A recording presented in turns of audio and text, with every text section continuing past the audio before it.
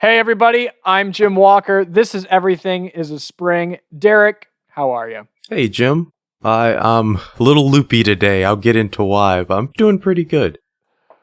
Amazing. Why are you loopy, Derek? Well, we had a pretty big project I've been putting off. One of our lesser used showers in my gramps' house. Like I haven't even walked down there in better part of a couple years, so it had like a huge mildew mold issue, right? Yeah.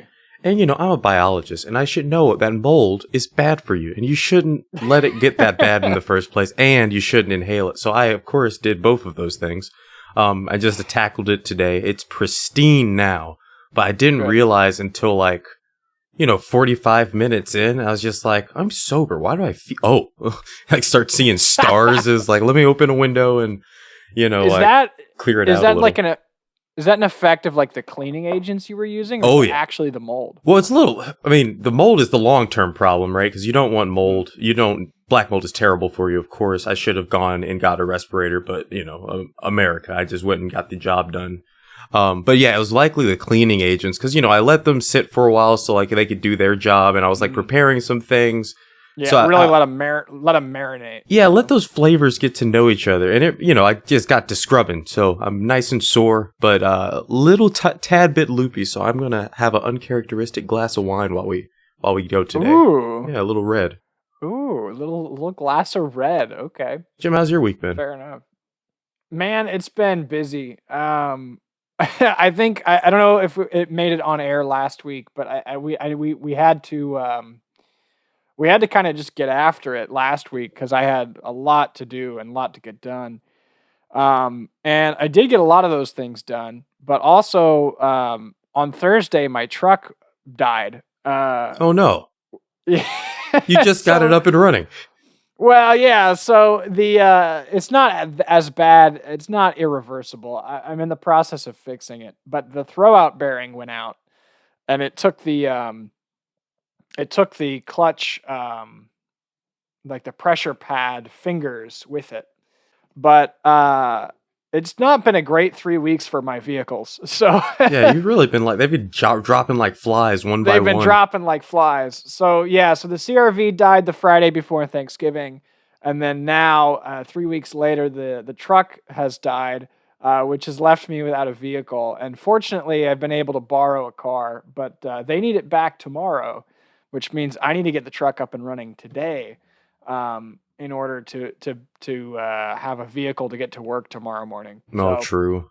That's a really that's stressful good. situation to be in, like the timetable. I know you're going to sit there under that car until it works. Oh yeah, well yeah. So basically, Thursday I was coming back from Lowe's, and I had Brandon in the car with me, and so we were like pulling out, and we're at the stop sign, and it's a left turn onto a 4-lane like road. So it's kind of a hard left turn. So sometimes you sit there for a good minute. And all of a sudden, the clutch pedal just goes straight to the floor. The truck's a manual, so the clutch pedal goes straight to the floor and stays there. I'm like, well, that's bad. Uh, and the transmission goes into first gear, locks there, and tries to push us into oncoming traffic. So Oh. I turn the yeah, so that's always good. So I turn the car off. We get out of the way so other people can go. But I kind of realized pretty quickly like what had happened, because the throwout bearing had been making a little bit of noise, and I should have known. I should have gone ahead and been proactive, but I was really trying to get to the weekend to replace it so that I, could have a little bit more time to do it. But anyway, so we ended up having to drive it home in first gear. And we played the old game of don't stop or we die. So that was a fun. classic, a Christmas classic game to play with your friends where your truck is actively trying to kill you by throwing the clutch and keeping you in first gear so you can't freaking stop with a vehicle that does not have a power brake system. Oh yeah, it's great. The good thing about it is the truck has a powerful enough starter that we were able to stop. We came to a red light, so we had to stop. So I had to turn the truck off. I just turned the key off, right? And it has enough power, that starter, to actually start the car and move it forward at the same time. Which is usually a con. Yeah, so I'm really grateful that the Ford engineers back in the 60s over-engineered the heck out of that starter, because she got us home, you know. Man, we need to do a side episode on the engineering disaster, which was your truck. Like, really break down.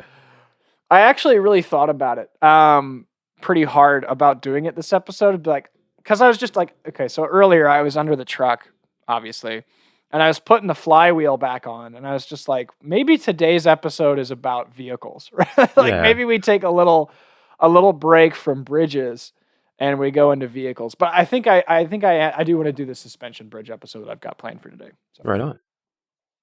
But yeah, so that's been my week, has just been scrambling to put out fires, and then my truck breaking, and then scrambling to try to get that fixed. And then also, I think I am going to end up buying a new car. Oh, is it quarter life crisis time? No, I just need a reliable vehicle. Look, it's so responsible.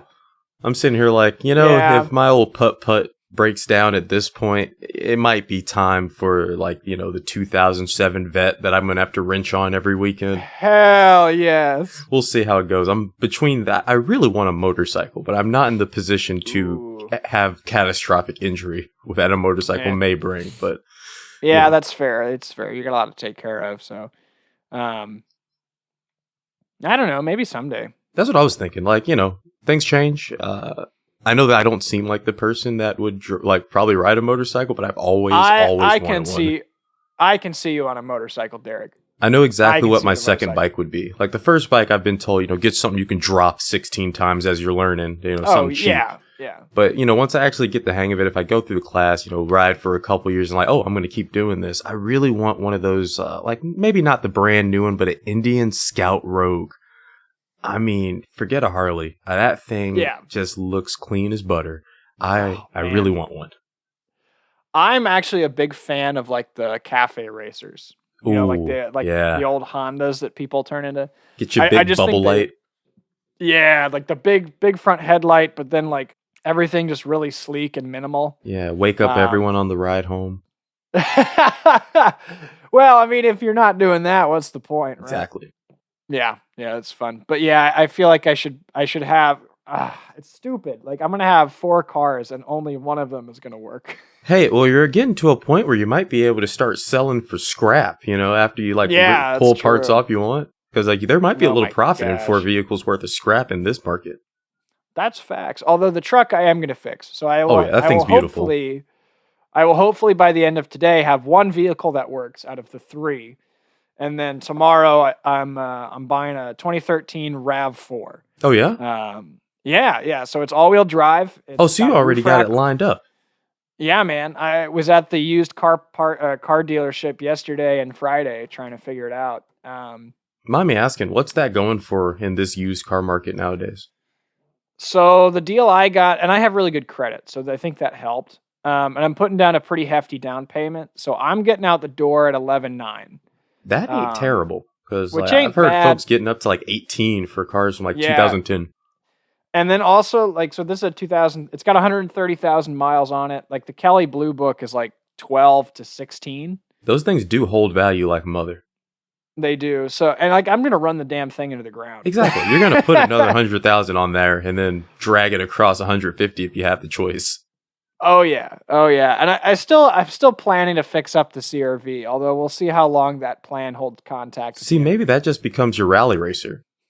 That's what I'm saying. I'm like, hey, we've got a reliable vehicle, which means it's time to rally the just CRV. Drop an inline 6 in it. Like, who knows? I've seen people will do they'll do the Honda V6 out of like a Honda Odyssey, and they'll jam that into a CRV. And it's not carrying all that weight, so you got all that torque.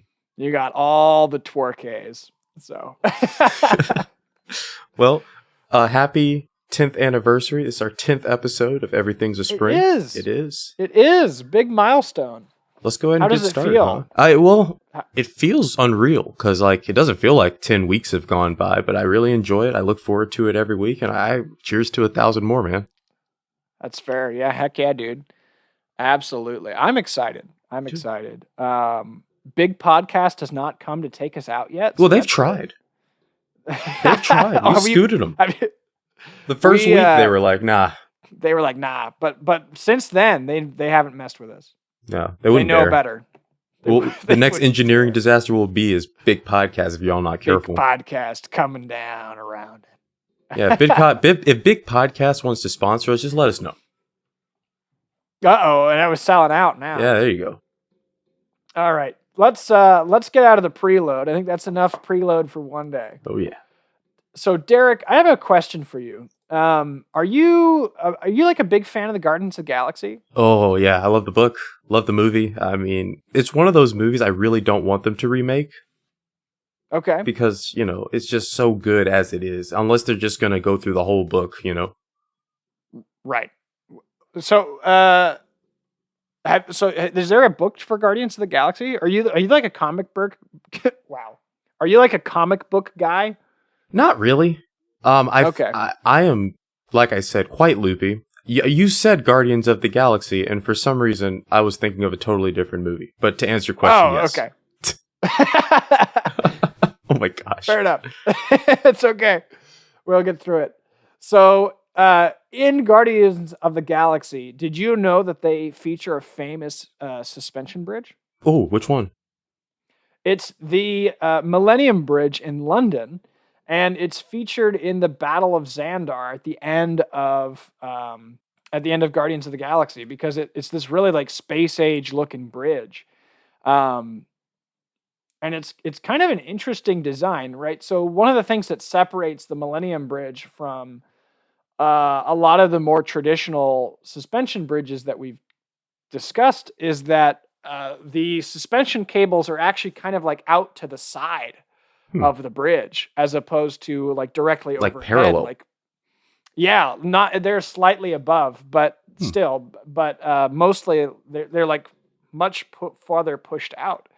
As opposed to most of the kind of more traditional suspension bridge designs. And that's kind of an interesting feature. And it's like all aluminum construction. Oh, super it's light. It's a pretty neat bridge.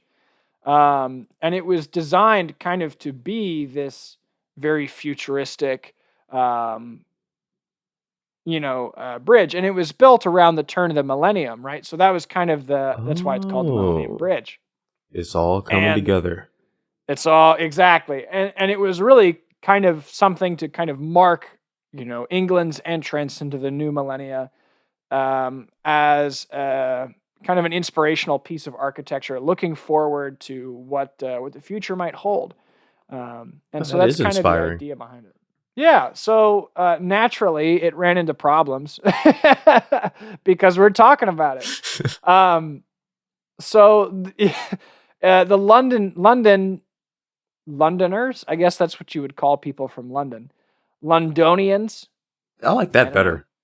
I kind of like Londonians better than Londoners. Yeah. But I'm sure the British people listening will roast us for it. But yeah, good luck. I'm going to call them Londonians. Yeah, I'll come across the pond. You won't.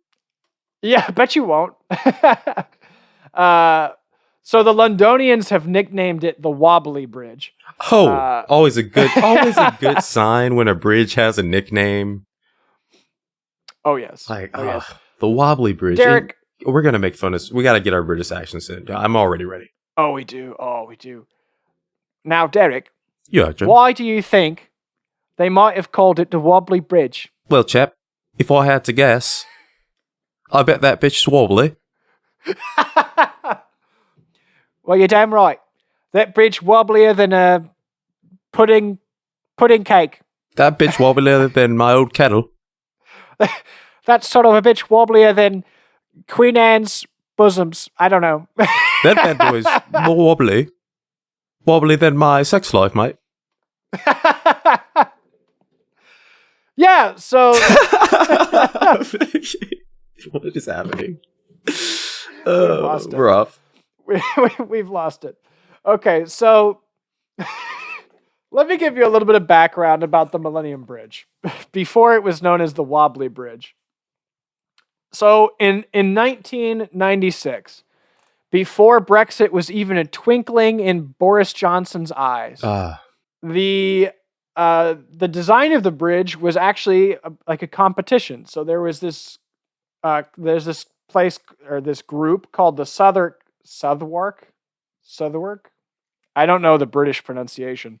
Southwark Council, which was kind of wanting to make this bridge, and they held like a design competition to get all these innovative designs to look at. That's good. And so eventually the winning entry is called the Blade of Light. And that comes from, if you kind of look at the top-down view of the bridge, it's kind of got this swooping, kind of angular shape. I mean, it does kind of look like a sword. The whole thing would be, polished aluminum, so it's like this very bright thing, reflective of the sunlight. It definitely bears resemblance to a blade. And cool.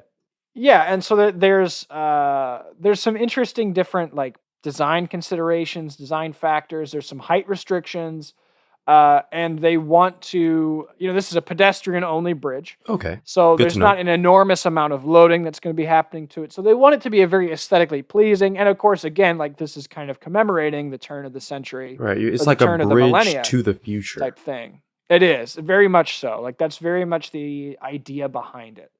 And so the bridge has the supporting cables actually a little bit like just barely above deck level. And so I guess the idea is it gives the whole bridge a very shallow profile and really a very futuristic look, because the cables are held up by these big like aluminum Ys, or maybe they're stainless steel, but they're these big metal Y structure pieces. That is what the cable's actually attached to. And then the cables are actually arranged horizontally as opposed to vertically, which, is really interesting. It's a fascinating design. Well, they're getting a bit wonky with it, huh? They're getting a little bit wonky with it. I hope the listeners are not too put off by our terrible British accent. Oh, mate, I think that's what they want. They do love a good British accent, don't they? Oh, don't they, love? Oh gosh, we're losing it. Lost it. But anyway, so the total structure is 1,066 feet long. Okay. And it's made of 3 primary sections. So there's the 2 shorter sections, which are 266 feet and 354 feet. And then the large main section is 472 feet. And the deck is about 13 feet wide. So that's kind of the actual footpath. Okay. It's not too wide, Yeah, it's like 2 derricks long, just about. Yeah, a little bit more than 2 derricks long. A little bit more than 2 gyms long as well. We're actually pretty similar in height. But and then there's 8 suspension cables that are all tensioned to pull with a force of 2,000 tons against the piers that are set into the bank. Wow. Which is a huge amount of weight or amount of force, and that will support a working load of about 5,000 people on the bridge. Okay, so they learned, like if y'all want to have your parade on the bridge, we're ready for you. We're ready for it. Yeah, absolutely. And that's a lot of people. I would imagine that it very rarely sees that many people on the bridge. Now we got to get 5,001 to march in step real quick. One of the kind of interesting things about, we've talked a little bit about like the British structure before with like the, what were they called? The inquest, the coroner's inquest and stuff like that. And they kind of have these odd traditions, I guess odd traditions to us Americans, right?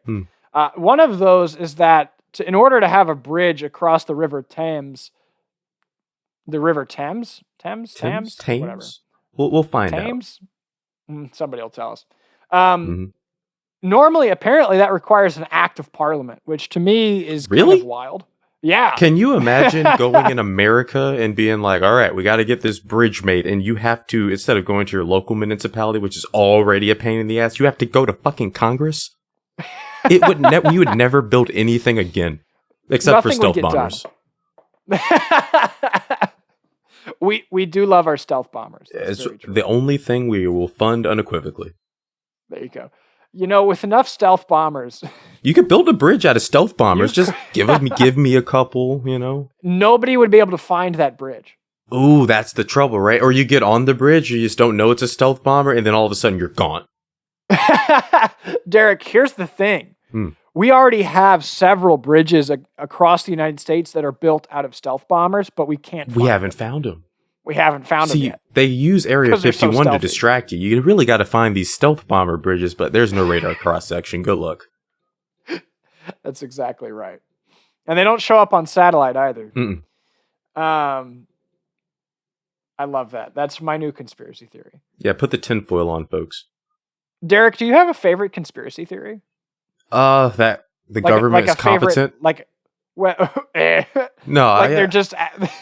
I do like the conspiracy theory about 5G. Hilarious. I know it's not true, but like I think there's something there because they were like hyping up 5G for years, and folks immediately put on the tinfoil. It's like it's gonna put vaccines in your brain, and I'm just like, okay, tell me you don't know what radio waves are, but okay. But the reason I think it's a conspiracy, how did it get slower? I don't know if you've noticed that, but like my phone is significantly slower than it was when 5G came out compared to now. And if I switch it to 4G, it is significantly faster. And this is a new phone, new SIM card too. That's interesting. So I wonder, this might be getting a little bit out of the track. Whatever, it's fine. We have time. We talk about whatever we want on this podcast. Yeah, everything's a spring gym, even radio. What I understand about 5G, and I'm not a radio guy, so I could be completely wrong, is that the fundamental difference of 5G is that instead of having data stored in one location, data is actually stored in a dispersed what would you call it? Like a decentralized data storage. And so like my understanding is like rather than having to go from like your phone to the tower, to another tower, to another tower, to a database, they're actually like databases with maybe like commonly available information or commonly researched information at like more localized, right? So that's my understanding of 5G and like why it's quote unquote better. But I'm not sure, because also like I think one of the advantages of 5G is that you can hold more like individual signals on 5G. Right, like we could be connected to the same tower. And my small understanding of cellular is like when we talked about 3G and 2G, you could only have like up to X amount of signals going through this one laneway of data at a time. And 5G is like the next, the logical conclusion of that. You have X amount more signals, so we can make a call at the same time. Our call might be sitting on the same train of data, so to speak, but they're sharing the same lane. Yeah, that's my understanding of it. Because like I know at one point I was having a conversation with somebody, and we were basically like in a football stadium, right? And cell service is always terrible in a football stadium. Oh yeah. And the reason for that is not because there's not a cell tower nearby. No, it's all those phones. So many other people. Yeah, and basically like there's so many other people on the cell network in that localized area that there's just way too much traffic going through it. So it slows everything way, way down. And on 5G, you don't have that problem. Right. Like you're not getting shunted to the next closest tower because this one's signal unavailable. Right. Like, so you can carry way more signals on 5G is my understanding. But I guess it's not as fast. I really don't know. Couldn't tell you. Anyway. Couldn't tell you. Back to it. I'm taking my tinfoil off now. Yep. Tinfoil hat away. Back to the bridge at hand. Bridge. So, in order to get around having to go through Parliament to build this bridge, the Port Authority of London actually grants a license for the structure, and then the City of London and the Planning Commission of Southwark basically like say, no, it's cool. And so I don't really understand how that works in terms of like, normally we have to go through Parliament, but we're just going to do it anyway. We're just going to sideline Parliament. It sounds like someone had a little connection that just like, hey, man. Because think about it. When you think about port authorities all across the world, it's just like, it's a big business, like kind of unseen. Right? Like the fact that the Port Authority has to confirm bridges because of the traffic going through that laneway is incredible. It's a lot of power in that one section. Oh, it is. At some point, we ought to talk about the railroads in America. Like, please. My gosh. Oh, I would love to do, let me have an Amfleet episode. And like the politics of the railways. Oh yeah. Because it's insane for anyone who is not aware. The railroads and trucking industry today hold and held enormous sway and power politically, because without them, the country basically ceases to function. Exactly. You can make as much of your shit as you want, but if we ain't gonna bring it to you, what you gonna do? What you gonna do? And you can't make stuff without raw material that the train delivers. Hey, it'd be a shame if your steel got lost in transport. That's all I'm saying. Exactly. So anyway, so construction begins in 1998.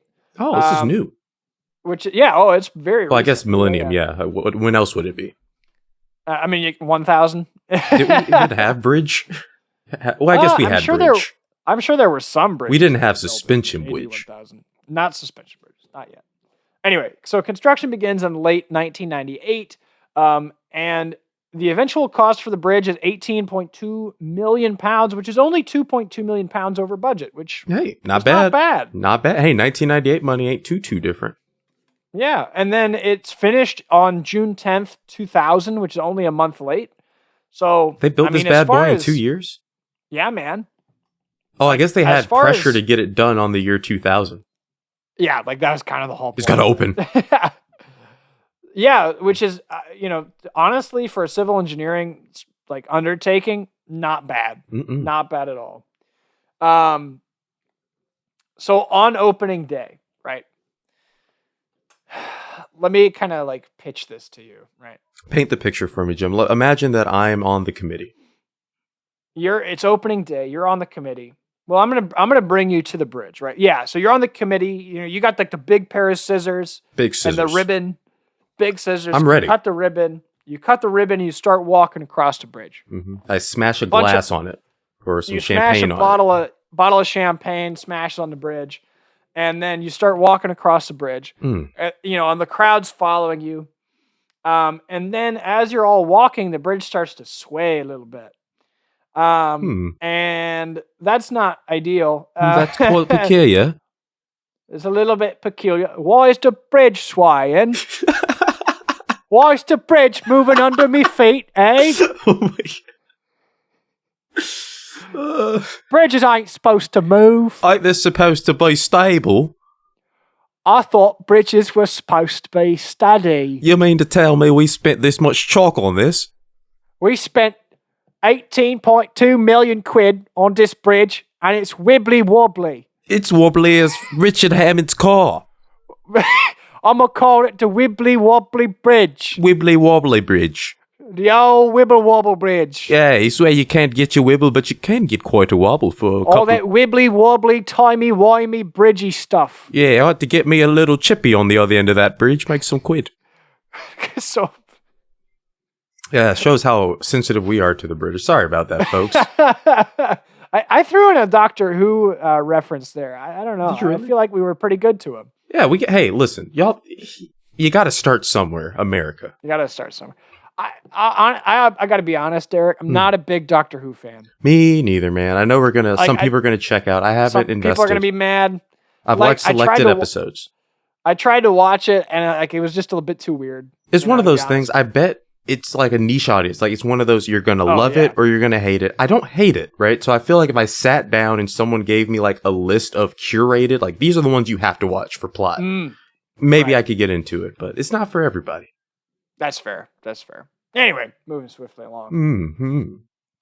So the bridge basically sways, and it's not that big of a sway. So it's basically like 3 inches as the maximum sway. That's not too bad, but enough for you can feel it, right? Which is not horrible, but you can definitely feel it. And so obviously this causes a lot of concern because resonant failure has been a very common theme in what we've been talking about, Derek.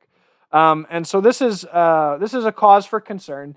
And the bridge builders, the engineers, basically, they kind of do some research into this unexpected oscillation because they were not expecting this, and they end up calling it synchronous lateral excitation. Synchronous lateral excitation. Yes. Oh, that's sick. And so here's basically. So do you remember when we talked about the Angers Bridge? Yeah. in Pissed off France. the French, yeah. We pissed off the French, but what caused that bridge to fail, right, is like the wind, the storm that was actively already there was causing the bridge to sway. And that forced the soldiers who were marching on the bridge to stumble. Yeah. Right. And so subconsciously they were matching the sway of the bridge and making it worse. And becoming like slight wind sails for it. Yeah. So a similar phenomenon actually happens here where basically the bridge, the natural frequency of the bridge, as it turns out, is like 0.67 hertz, right? So that basically means that every 0.67 seconds, it will complete its oscillation, right? All things considered, that's pretty big. That's pretty quick for a structure of that size, huh? That's pretty slow in terms of general frequency. Excuse me, sorry. It's about 0.67. So, but it turns out that the human body, like, so you step apparently about every 7, basically, in a very similar range of frequency, right? So every step that you're taking is going to be between, like 5 and 1.3 hertz, basically, is kind of what the studies show. Or 0.5, excuse me. 0.5 and 1.3 hertz. That's crazy. So it just happens to be the resident, like the frequency that you walk to? Yep. Yeah. So, as it turns out, basically, and they had, at this point in time, it's early 2000s or late 90s, I guess, resonant vibrational modes in suspension bridges are very well understood. But this one, because of the difference in design of this bridge, and because it's, it's just a different design that hasn't really been done very much before. They weren't expecting this lateral motion of the bridge, right? So the bridge doesn't have any vibration in the vertical direction, really, to speak of. Okay. But it does in the lateral, because basically what happens is as people are stepping on the bridge, it starts this oscillation, and then people subconsciously, without thinking about it, are basically compensating for that sway, and so it acts as a it causes people to basically fall into step. Oh, snap. But not on purpose.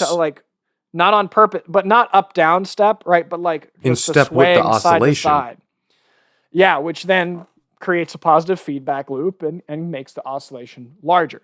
Wow, that's an interesting psychological thing. Like, you're really just doing your own individual thing, 5 groups of people across the bridge, but you're all, like, you're wired the same. You're all trying to keep balance the same type of way. Absolutely. That's interesting. And because the bridge motion is happening uniformly or relatively, that's happening at the same time. No matter where you are on the bridge, you're going to be trying to compensate for that same motion at the same time as everybody else on the bridge. And so they weren't expecting that. And in bridges that are really low mass, like this one, because it's basically all made out of aluminum, so it's very light. In very low mass bridges, this problem is exacerbated because the amount of input that's required to kind of start this oscillation is reduced. Makes sense. So it's interesting. And so then they're like, okay, well, how do we mitigate this? And so what they actually do is they shut down the bridge, right? Brilliant. Fairly soon after. A novel idea. And what they end up doing is they basically look at ways to reduce the vibration, to basically change the resonant frequency of the bridge. So basically to push the resonant frequency of the bridge outside that 1.3 hertz window that people would cause it to vibrate. And basically what they say is in order to make the bridge stiffer, in order to move that resonant frequency, it wasn't feasible because it would change the appearance of the bridge significantly. Oh, and if it's not the Millennium Bridge, we don't want it. Exactly, right? So what they end up doing is they put in viscous fluid dampers on the bridge. So they put in 37 viscous fluid dampeners, and they also put 52 tuned mass dampers onto the bridge. So we talked a little bit about dampers last episode. Yeah. Because they did try to utilize those on Galloping Gertie, the Tacoma Narrows Bridge, but it failed because they damaged the seals on those hydraulic cylinders. But here is an example of where it worked beautifully. Right on. So basically, again, they're using these fluid dampers to control the lateral and vertical movement of the bridge, and they're also have some that are basically like these big V-shaped dampers. So rather than like a traditional damper you might expect to be fairly squat because it's supporting like the underside of the bridge causeway, they actually have some that are really long, and they connect them diagonally underneath the bridge span, basically to create triangles. But one of those triangular legs is actually a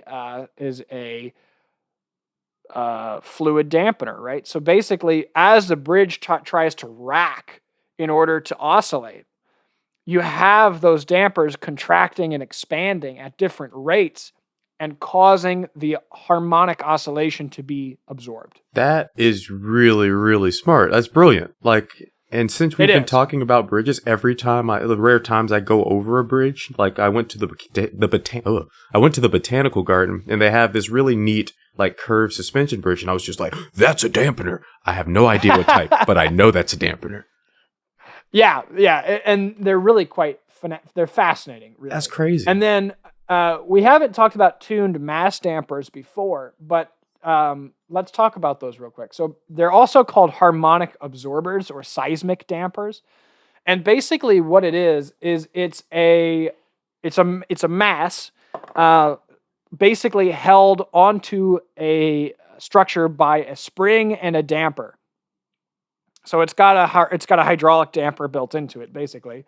But what it does, right, is as that bridge starts, like, or in this case a bridge, but whatever structure it is attached to, starts to move, it basically causes, because you have that mass there with the spring and the damper, and they're tuned specifically for the structure that they're a part of, it actually is going to kind of create a motion in the opposite direction of the movement, of the oscillation.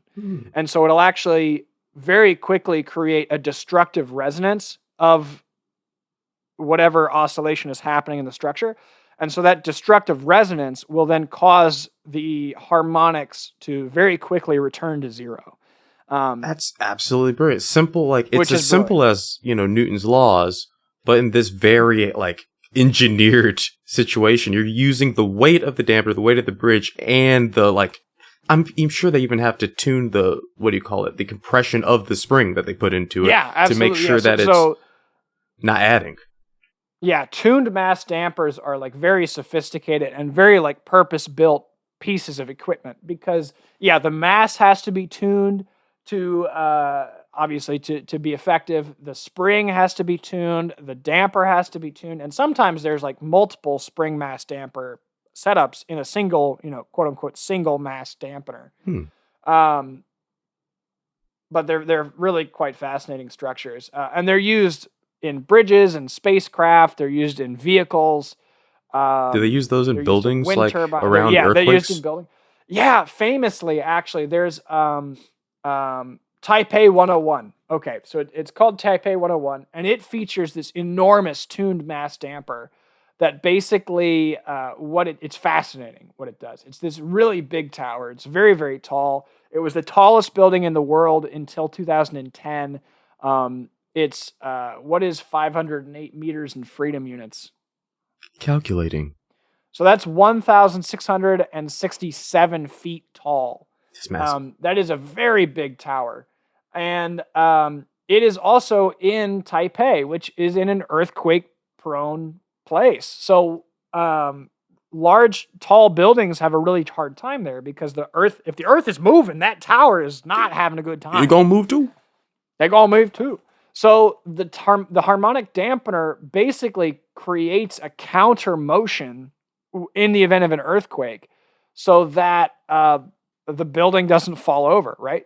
And that's the whole point of mass dampers. It's fascinating. It's really quite fascinating. We should do an entire episode on mass dampers and similar systems. But anyway, suffice it to say for now that they install these systems on the bridge, and it completely eliminates the vibrations and oscillations. Really? First try. First try. Well, I mean, so they do test it actually, which is good. Yeah, of So course. But like the first solution they thought of, like it actually came to be. Yep. And so what they actually do initially, before they do anything, they actually put a bunch of instrumentation on the bridge, and then they have 275 people like walk across it in specific patterns to test it. And so they basically are able to collect data from the bridge in order to inform their design decisions based, again, because like all these systems require such tuning in order to be effective. And so they go ahead and they implement these changes. It cost them £5 million to do it. Okay. So they're a little under budget before, but no longer. Now they're back over. But the bridge reopens in February 22nd of 2002, and it has no longer been the subject of significant vibration. But people still call it the Wobbly Bridge. Whoa, wait, do we get through a bridge episode? Well, actually, any episode without a failure? No failure. Well, yeah, so the failure in this case is actually kind of the public perception, right? The marketing. Yeah. So basically, apparently this plays into like some of the other Millennium projects apparently not being super great. Well, it turns out when you think of it like 3 years before and you're trying to rush to meet the deadline of the millennia, it's like, we got one chance. Think about the pressure. Yeah, so like the Millennium Dome, which is another thing that they built in the southeast of London, apparently like had some problems. I didn't read into this because this not It's not a bridge. But it had some problems with its development. And so the kind of this failure, not failure, but this problem with the Millennium Bridge kind of had a lot of, because it closed 2 days after opening. I mean, they shut it down fast. That's a pretty big PR failure, right? That's you got pretty big PR your ribbon failure. cutting and your battle smack, but you can't, like, everyone can't get off work immediately. You couldn't even get to the weekend to see the thing. Yeah. So there was a lot of public criticism of the Millennium Project, just because of this kind of setback, right? And that's actually another really big part of engineering, especially with these large civil architectural, high-profile projects, is the public perception. Especially because a lot of these are funded through government, if it faces a lot of criticism and negative press, basically, you can have political elements basically shut down projects like this or cause serious roadblocks to projects like this if there's enough pressure from the constituency. That's a good point. I wonder how many like Millennium projects that they were scoping out maybe in the next 10 years may have gotten scrapped because of the negative perception of just this. Because, think about it. Absolutely. There has been worse. We've talked about worse disasters on bridges so far. 3-inch oscillation ain't that bad considering they caught it, but the public doesn't care about that. They're like, right. Well, you're going to advertise this bridge, Primey, crocky. I can't even see it. It's wibbly wobbly. It's wibbly wobbly. I've seen it on the tube. I go over to the metro and I can't even see it. I've seen it on the telly. It's wibbly wobbly. It's wibbly wobbly. And do they still call it the Wobbly Bridge today? They do, apparently. Right on. So the name is stuck.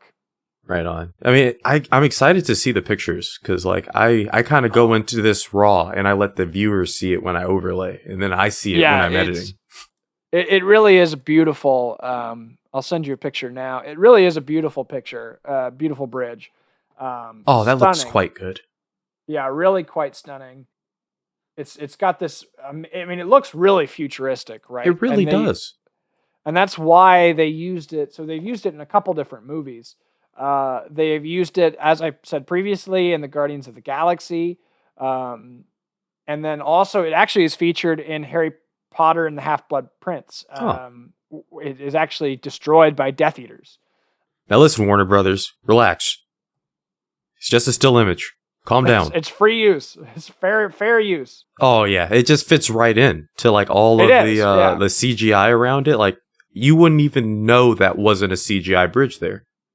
Right, and yeah, to me, it's just this is like, here's an interesting panorama shot as well from the bridge, and this kind of gives you an idea for like how low those suspension cables are. Oh, you can literally see over it.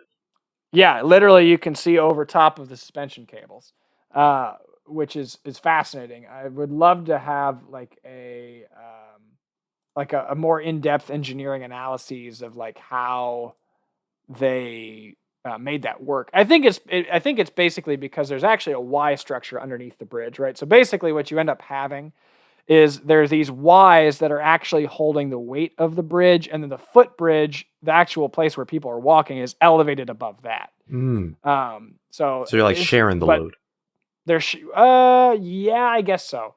I think it's just a matter of where that load is passed. It's just fascinating. It's just really cool. It's just a really cool structure. But yeah, very, very futuristic looking.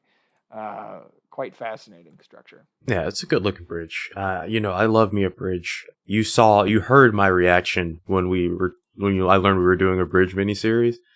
And it's just one of those, you just got to keep going back for more. It's just so clean. Absolutely. And it's like tall enough where you could like put your ferry under it. Mm-hmm. And that, of course, is a major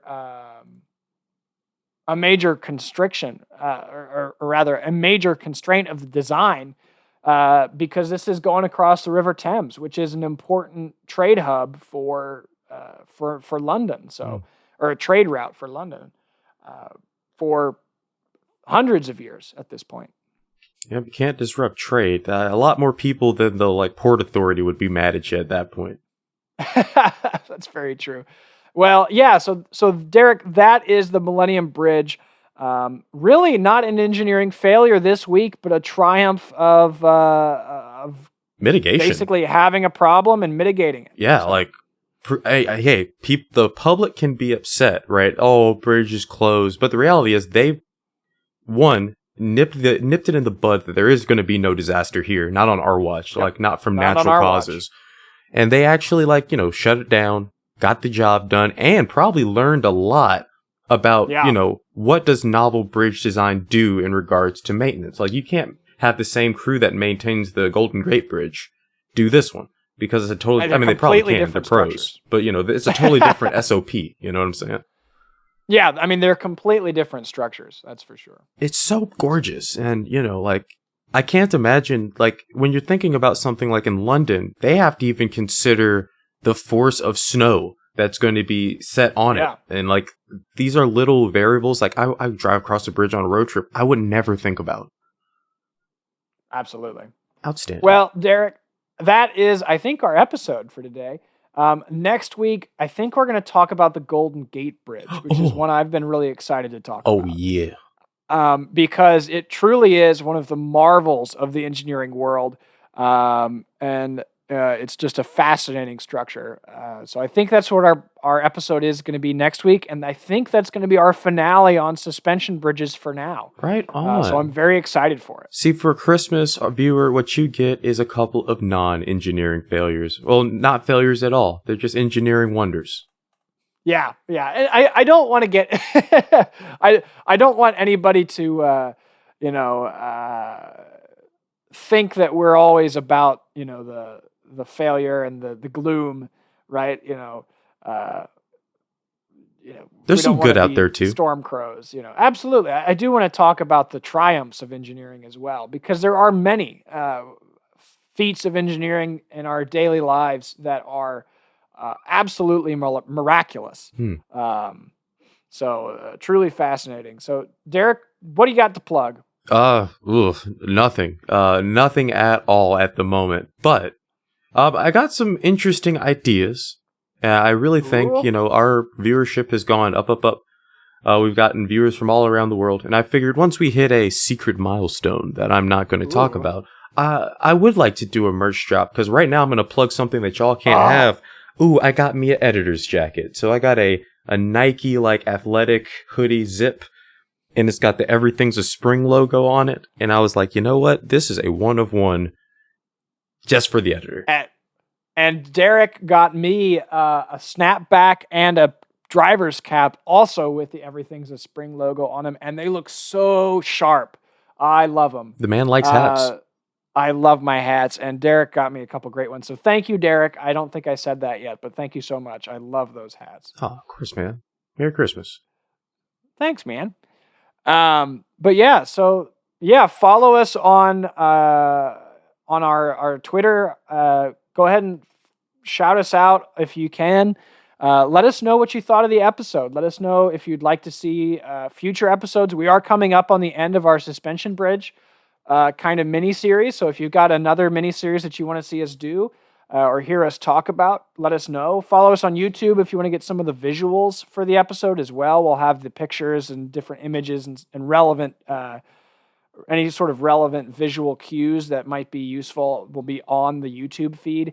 Other than that, please leave us a 5-star rating or review here on Spotify or wherever you get your podcast. That really helps our show. And thank you so much for listening. Derek, let's bounce. Let's bounce.